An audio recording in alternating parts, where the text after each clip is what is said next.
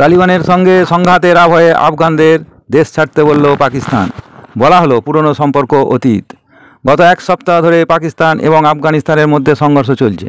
বুধবার 48 ঘন্টার সংঘর্ষ বিরতি ঘোষণা করেছিল দুই দেশ। তার মেয়াদ শেষ হয়েছে শুক্রবার। তারপরেই রাতে পাকিস্তান হামলা চালায় বলে অভিযোগ। আফগানিস্তানের তালিবান সরকারের সঙ্গে সংঘাতের আবহে এবার পাকিস্তানে বসবাসকারী আফগানদের দেশ ছাড়তে বলল ইসলামাবাদ। শুক্রবার এই বিষয়ে সুর চড়ান পাকিস্তানের প্রতিরক্ষা মন্ত্রী খোয়াজা আসিফ।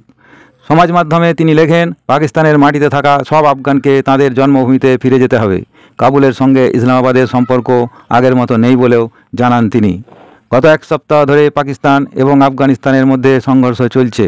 বুধবার 48 ঘন্টার সংঘর্ষ বিরতি ঘোষণা করেছিল দুই দেশ। তার মেয়াদ শেষ হয়েছে শুক্রবার। তারপরেই রাতে পাকিস্তান হামলা চালায় বলে অভিযোগ। পাক হামলায় মৃত্যু হয়েছে 3 আফগান ক্রিকেটারের। শুক্রবার রাতে আফগানিস্তানের পাকতিকা প্রদেশে আকাশপথে হামলা চালানো হয়। তাতেই 3 জন ক্রিকেটার সহ মোট 8 জনের মৃত্যু হয়েছে বলে খবর। 3 ক্রিকেটারের নাম এবং ছবি প্রকাশ করেছে আফগানিস্তান ক্রিকেট বোর্ড। নিহতেরা হলেন কবির সিবঘাতুল্লাহ এবং হারুন। এই ঘটনার প্রতিবাদে আগামী নভেম্বরের ত্রিদেশীয় সিরিজ থেকে দল তুলে নিচ্ছে আফগানিস্তান। সিরিজে পাকিস্তান এবং শ্রীলঙ্কার বিরুদ্ধে তাদের খেলার কথা ছিল। শুক্রবার পাকিস্তানের প্রধানমন্ত্রী শাহবাজ শরীফের মন্ত্রিসভার সদস্য আসিফ সমাজ মাধ্যমে লেখেন, আফগানদের এখন নিজেদের সরকার প্রতিষ্ঠিত হয়েছে। আমাদের দেশের জমি এবং সম্পদের উপর অধিকার রয়েছে কেবল 25 কোটি পাকিস্তানির।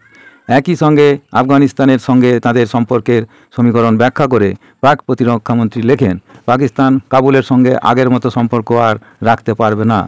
শুক্রবারই পাক প্রধানমন্ত্রী শাহবাজ পাকিস্তানে আশ্রয় নেওয়া আফগান শরণার্থীদের দ্রুত দেশে ফেরত পাঠানোর জন্য একটি বৈঠক করেছিলেন। কেন্দ্রীয় মন্ত্রিসভার সংশ্লিষ্ট মন্ত্রী, বিভিন্ন প্রদেশের মুখ্যমন্ত্রীদের পাশাপাশি ওই বৈঠকে হাজির ছিলেন পাক সেনাপ্রধান ফিল্ড মার্শাল আসিম মুনিরও। বৈঠকের পর সরকারি বিবৃতিতে জানানো হয়, এ পর্যন্ত মোট 14 লক্ষ আফগান শরণার্থীকে ফেরত পাঠানো হয়েছে। এখনও যারা পাকিস্তানে রয়ে গিয়েছেন তাদের কোনো বাড়তি সময় দেওয়া হবে না বলেও ঘোষণা করেছে ইসলামাবাদ। প্রসঙ্গত 2023 সালের হিসাব অনুযায়ী পাকিস্তানের মাটিতে 17.5 লক্ষ আফগান শরণার্থী ছিলেন। পাক সংবাদ মাধ্যমের একাংশ জানাচ্ছেন, মূলত 2টি কারণে অবৈধ অভিবাসীদের ফেরত পাঠানোর সিদ্ধান্ত নিয়েছে ইসলামাবাদ। প্রথমত, দেশের বেহাল অর্থনৈতিক পরিস্থিতির কারণে বাড়তি ব্যয় বহনের অক্ষমতা। দ্বিতীয়ত, নিরাপত্তা সংক্রান্ত সংকট। ধন্যবাদ। ভিডিওটি ভালো লাগলে সাবস্ক্রাইব করে পাশে থাকুন।